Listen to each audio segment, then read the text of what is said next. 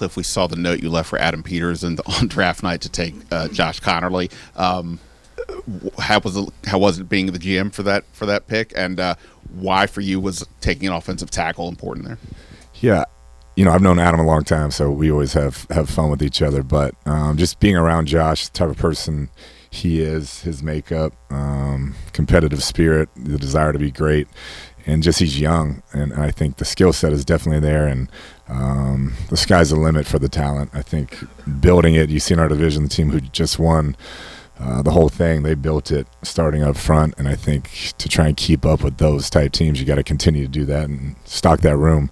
Injuries happen. We're really impressed with the line last year and the job they did, but injuries happen, and you always got to try and get younger, and the more depth you have in that room, the better you're going to do.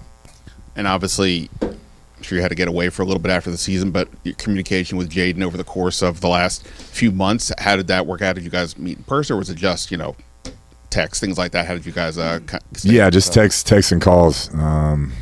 He like I said, his mind is never very far away from the game, so if he sees something or has a thought, he likes to reach out and talk through it, and so that relationship has really grown. I think kind of figuring out where we want to continue to get better at. You talked about Connerly and building up that offensive line. How do you kind of see all those guys? Like, where do you see him playing? Is he a tackle, a guard? I think DQ said it. I mean, there's really one guy that we see is solidified through and through, and the rest are going to compete and continue to try and get better. And wherever he fits in, whether it's starting this year or next year or the year after.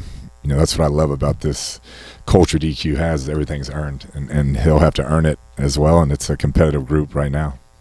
And when the season ended with Jayden, was there anything you really emphasized to him going into the offseason that you wanted him to work on? No.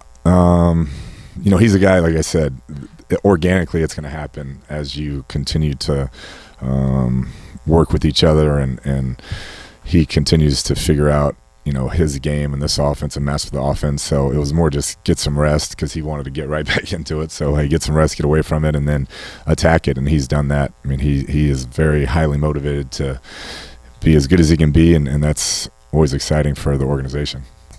Regardless of where they end up, how will a bulked up offensive line affect you as a play caller? That's where it all starts as a play caller. So the ability to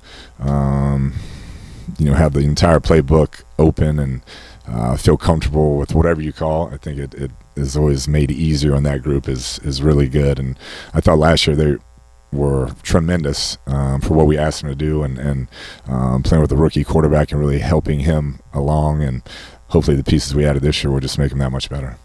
What roles do you imagine for Jaylen and Jacory specifically this year? Yeah, I mean, it's a pretty loaded group, so they're going to have to kind of get in where you fit in with this group, and there's not a ton of footballs to go around. So both guys have really attacked it. Great athletes, bring a lot of speed, dynamic players, and so we'll kind of see how this progresses throughout the offseason. You've coached quarterbacks in their first year under your system, the second year. How much does it make a difference when a smart kid like Jayden, when he gets to stay in the same continuity of offense and have that muscle memory? Yeah, it's huge. I think you look traditionally through the NFL, the guys who've had a ton of success have been able to stay in those long-term, the all-time greats, and just the comfort level, and then you being able to take the ownership of it and understand it inside and out, where now you're correcting people. You don't even need the coaches, and he's kind of getting to that point. We haven't seen Jayden yet on this offseason, but there's been some speculation over some pictures online that maybe he's put on a little muscle. Does he look different physically? Yeah.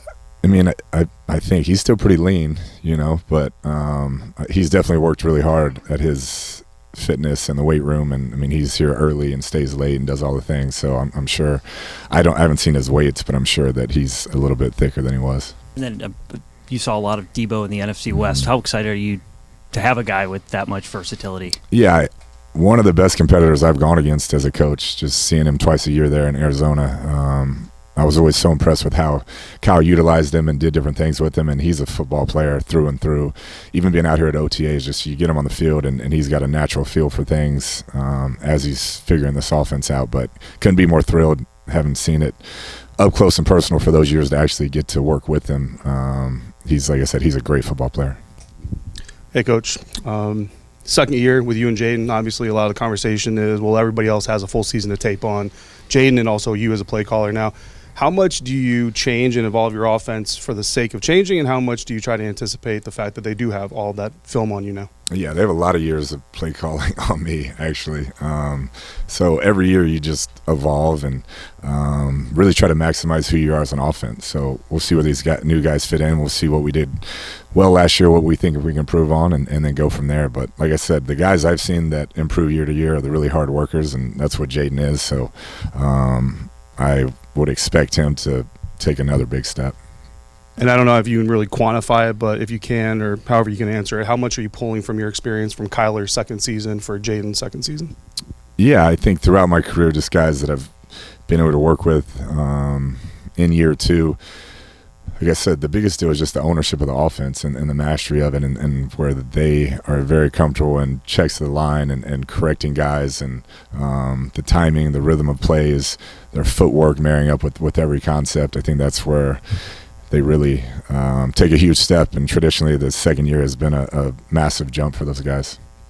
Hey, Kliff, the running back room specifically, and Brian Robinson Jr. obviously is a big year for him. Up and down year last year. What do you see from Brian, and what do you expect kind of from that room, and from Brian especially this year in that running back room? Yeah, he's been really focused. The biggest thing that came out of last year, I think, was that any of the guys that we asked to go in and played at a really high level. And you know, Eckler in his role and what he was able to do, I thought he really had a resurgence, and all the other guys, whether it's J-Mac or C-Rod, whenever their number was called, they stepped up and played at a high level. But B-Rob's a guy who has played at an incredibly high level. I thought early in the year, when he was really healthy, you know, he was what we expect him to be, and the focus this offseason has been great. He knows what this year means to him and can mean to us when he plays at that level. Terry McLaurin and Adebo Samuel on the field at the same time. I'm sure you're smiling already. How do they complement each other, their skill sets? How can you utilize them together as a package on the field? Yeah, both tremendous players. You know, Terry taking the top off, doing the things he does with his route tree outside, always scares defenses. And then Debo, just the myriad of ways you can use him, the touches you can get. He's hard to tackle. That first scan space rarely gets him down. And so just finding ways that he can continue to impact our offense and still get those other guys to football. And that you saw Jayden bulk up a little bit. Is that something that you and the coaching staff had requested of him or recommended, or did he do that on his own? I think just through, you know, getting older and working out, I don't think it was anything that we really said, hey, you got to be this weight or that weight. I mean, he knows what he has to do to protect himself and where he feels comfortable playing. But the arm strength, like, he looks better, and you can tell he's stronger. There's no doubt. And when you're bringing in new guys like Debo Samuel, like Laramie Tunsil, how important is this period, this OTA period, as you're learning your personnel and building that chemistry? Yeah, it can be good. You know, those guys like that have done it at such a high level for so long, they're consummate professionals. They're going to show up ready to go, whether it's training camp or OTAs. But I think a lot of times for the younger players, it's pretty vital to get them in here, get them comfortable, so then in training camp they can compete at a high level and feel comfortable. Hey, Coach. When you look at the offense last year and you assess where you all finish, is it any area that you say that this is where we want to be better this year? Yeah, I thought, you know, ball security ultimately kind of was our Achilles heel late in the season. Had a bunch that we can't do if you really want to be one of those elite teams. And so I think that's an area that we'll harp on all offseason and try to be better at protecting the football. And looking at one of your wide receivers that you signed this year is Jayden Lane. What have you seen from him in this early stage of the OTAs? Yeah, he can really roll. Fast, dynamic player. Had a great college career there and very hardworking, very conscientious about his preparation, and it's really picked things up quick. We've kind of moved him around to try and challenge him inside, outside, and he's picked it all up. So I'm excited to see how he develops and does in training camp. Hey there, Coach. At this point in the season, right, it's in May, but you, in your role as offensive coordinator, what are you working on right now, and how does that relate to the overall performance of the offense? Yeah, trying to get the new players of the system, whether it's the young guys, the rookies, or the vets we brought in, really acclimated and comfortable. The some of the veteran guys have a pretty good feel for it. We really streamlined a lot of the stuff we did last year to make sure that this year with this offseason was more skill development and not as much scheme. And so really it's about going out there. We're not trying to scheme people up this time of year, but see how you can execute your one-on-ones, win your one-on-ones, work your route technique, things of that nature. And a popular topic is the schedule, right? Old NFL, schedule drop and all of that. How much do you look at the schedule now, or is it still kind of like we'll just wait until the season gets here and go week to week? Yeah, I mean, you go week to week, really. The Madrid one will be cool. I'm a big Europe guy, so I'm stoked about that. But other than that, it's, every time that drops, it's the NFL, and every game looks tough on your schedule. Having potentially more talent on your offense, obviously faster, younger, how is it going to be for you to keep everybody happy and not have, these egos come to fruition because maybe they're not getting their call in a particular game? Yeah, I've never had a great player that didn't want the ball, and so that kind of comes with the territory. But that's one thing I think that DQ has created where it's, the team above anything else. And these guys that had their success last year and got their touches, they know bringing Debo in, there's going to be less, but we're going to be better. And I think when they're able to sacrifice for that and understand that the ultimate goal is winning, then it all works itself out. But you want those guys. I mean, they're going to be pissed. I'll get cussed out a few games, but it's just comes with the territory.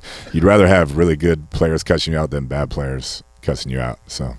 And then, when you look at the receiver room, obviously with Terry, Debo, and now Jaylen to go with Luke and some other guys, do you feel like they're more interchangeable, that you could play them at all the same positions if need be? We're working towards that. And Noah Brown being back I thought was huge to get him back. We got to get him healthy. But a lot of guys who understand the system now, played at a really high level, played great in critical situations last year, and so that'll help the young guys come along. But most of those guys can play either inside or out, which is really what you're hopeful of.